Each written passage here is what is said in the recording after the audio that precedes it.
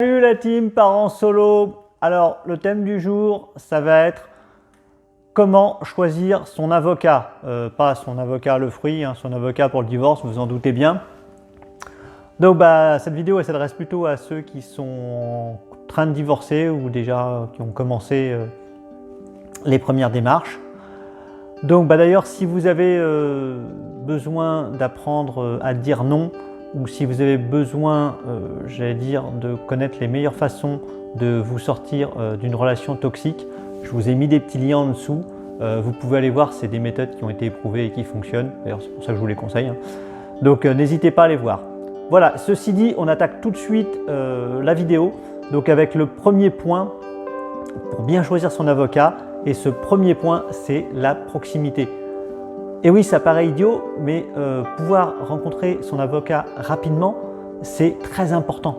Pourquoi? Parce que quand vous allez commencer le divorce, vous allez voir qu'il y a plein de petits points ou plein de petites questions que vous allez avoir. Et c'est bien pratique de l'avoir soit juste à côté de son travail ou soit juste à côté de son domicile pour faciliter ces échanges. Donc pensez bien que la proximité, ça va être un des premiers points à regarder.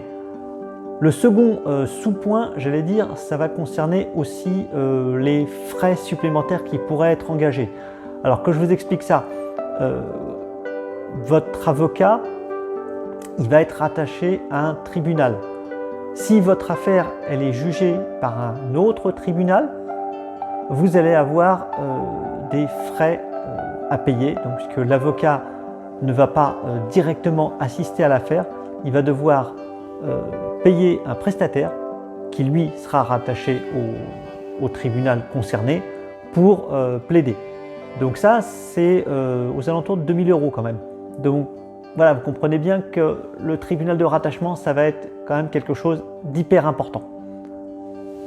Second point, choisir un spécialiste. Un spécialiste, pourquoi? Vous allez me dire un avocat c'est un avocat. Bah oui mais non, parce que je vais vous dire un médecin c'est un médecin. Vous avez des médecins généralistes, puis vous avez des spécialistes. Le divorce, c'est quand même une spécialité à part entière. C'est compliqué, ça évolue, ça change tout le temps. Donc, il vous faut quelqu'un qui connaisse bien le droit, qui connaisse bien ce dossier-là et qui ait l'habitude de ce type d'affaires. Parce qu'il y a une partie qui va être purement juridique, et là, il nous faut un spécialiste. Et puis aussi, il va y avoir une partie humaine. Parce que c'est quand même quelque chose d'humain, c'est quand même quelque chose, il y a des sentiments, donc il faut quelqu'un qui ait aussi l'habitude de gérer ce genre de choses. Donc oui, vous allez me dire, quelqu'un de spécialisé, ça va me coûter un peu plus cher, mais vous allez voir que finalement, à la fin, vous allez vous retrouver avec une solution qui sera bien plus satisfaisante. Troisième point, hyper important, communication. La communication avec votre avocat. Bah oui, parce qu'il faut comprendre ce qu'il vous raconte. Parce que l'usufruit du codicille suspensionné, on ne comprend rien. Donc, il faut bien avoir à l'esprit que c'est à l'avocat de se mettre à votre portée. Vous devez avoir une facilité de communication et de comprendre ce qu'il vous dit. Ce n'est pas à vous de devenir avocat, c'est à lui de vous expliquer les choses. Donc, pensez bien que si vous ne bitez rien à ce que raconte l'avocat, changez d'avocat. Un autre point aussi hyper important sur la communication, ça va être la façon de communiquer. Vous savez, parfois les avocats ils sont un petit peu à l'ancienne, donc ils vont vous faire des communications uniquement par courrier. C'est bête, mais pensez à le signaler, pensez à vous dire, voilà, est-ce que je peux vous envoyer des mails, est-ce que je peux vous envoyer des SMS, à quelle fréquence je peux le faire? Parce que ça aussi, c'est important. Ça vient sur le point suivant qui est la réactivité. C'est-à-dire que si votre avocat vous répond une fois par mois, vous allez criser. Donc, posez bien toutes ces questions dès le début. Quelle va être la réactivité, quelle va être la fréquence à laquelle je peux vous envoyer des messages, des emails, à quelle fréquence vous allez répondre. Autre point qui peut être intéressant, et là ça va être pour les petits budgets, ça va être l'aide juridictionnelle. L'aide juridictionnelle, c'est effectivement une aide d'État qui va vous permettre d'avoir un avocat pour divorcer. Il faut savoir que tous les avocats n'acceptent pas cette aide juridictionnelle, c'est pas obligatoire, donc voilà, donc renseignez-vous. On attaque le second point de cette vidéo qui est le combien ça coûte. Alors ça aussi c'est une question hyper importante. Pour faire simple, il y a deux grandes méthodes de facturation. La première c'est la facturation que je vais appeler au forfait. Donc c'est celle que je vous conseille d'ailleurs. Simplement vérifiez bien ce qu'il y a dans le forfait. Il va forcément y avoir des frais supplémentaires, comme je parlais tout à l'heure, ça peut être des frais de dossier, enfin des frais de plein de choses. Donc faites bien un bon tour de qu'est-ce qui est compris dans le forfait. Le deuxième type de facturation possible, ça va être des facturations à l'heure ou à l'acte. Donc là, souvent on va vous donner des fourchettes. Alors juste regardez bien ces fourchettes et quand vous regardez la fourchette, sachez que c'est souvent le haut de la fourchette plutôt que le bas. Voilà. Pour vous donner une idée, c'est vraiment une idée, hein.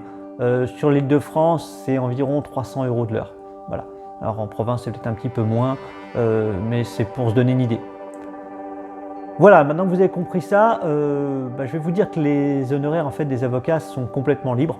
Donc effectivement, il peut prendre de ce qu'il veut en fait. Cela dit, il y a quand même un certain nombre de critères qui va jouer sur le prix. Un des premiers critères qui va jouer sur le prix, ça va être votre situation financière. Évidemment, si vous êtes sous aide juridictionnelle, il ne va pas vous faire une facturation à 10 000 € la seconde. Ça paraît évident. Le deuxième point, ça va être la difficulté de l'affaire. C'est pas la même chose d'aller faire un divorce avec un consentement, j'allais dire, mutuel ou un divorce pour faute. C'est pas du tout les mêmes procédures, c'est pas du tout le même temps qu'il faut y passer, donc évidemment c'est quelque chose qui va rentrer en considération. L'autre point, c'est bien entendu la notoriété de l'avocat. Si vous prenez le plus grand avocat de Paris, c'est sûr que vous n'aurez pas les mêmes types de facturation. Et bien entendu, le critère le plus important, j'allais dire, pour l'avocat, c'est combien de temps il va y passer. Évidemment, plus l'affaire va lui prendre de temps et plus ça va vous coûter cher. Donc, en résumé, j'ai envie de vous dire que pour un divorce où tout se passe bien, il faut compter entre minimum 800, de 800 à 1500 € par personne. Voilà, c'est à peu près la fourchette basse. En cas de désaccord, ça peut partir, on va dire, à partir de 2000 jusqu'à 8, 9, 10 000 €. Concrètement, vous voyez bien que ça peut être entre 800 et 8000, c'est 10 fois plus cher. Donc, ne perdez pas de vue que, et je vais terminer là-dessus, il vaut mieux un mauvais accord qu'un bon procès.